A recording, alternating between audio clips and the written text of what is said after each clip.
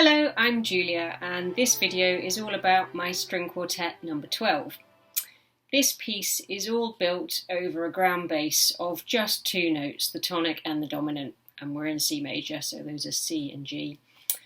And essentially two chords are built on these, so we have this constant rocking backwards and forwards. And initially at least this gives it a very laid back feel, it's just swaying.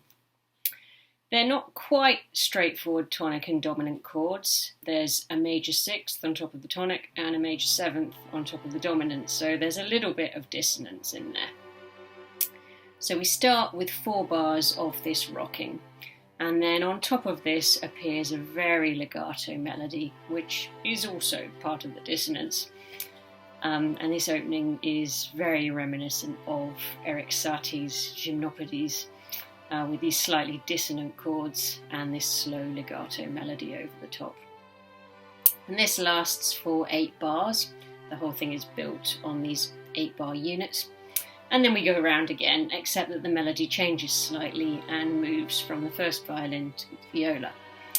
And it just goes up a notch. Instead of starting on an A, which it did the first time, this time it starts on a B flat, so it's just slightly more insistent.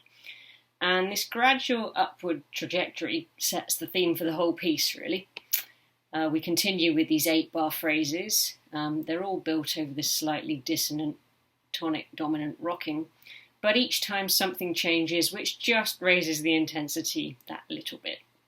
So at B, the melody moves a little bit further away, this time starting on an E flat.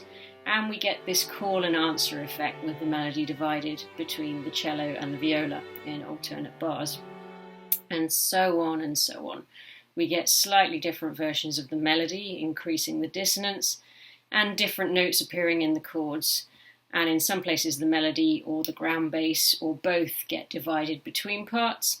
And then from D onwards we start to get more than one melody appearing together. So the tension gradually builds.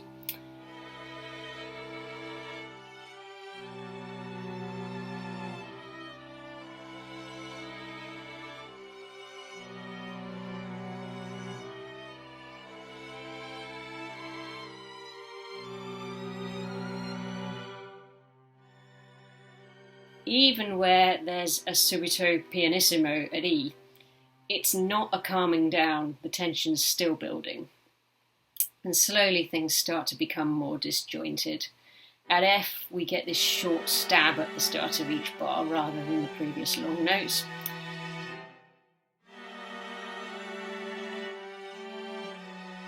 And at G we lose the clear first beat of the bar completely. The ground bass just becomes incorporated into the rest of the chords, but it's still there.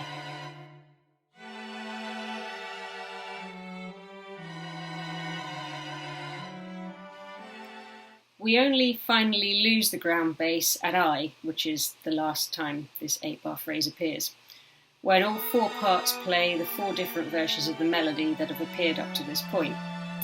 But as they were all built over the ground bass in the first place, in a sense it's still imprinted there, even though it doesn't overtly appear anywhere. We're so used to hearing it by this point that I think we kind of hear it anyway. But have a look at the score. Can you find it? I don't think I can.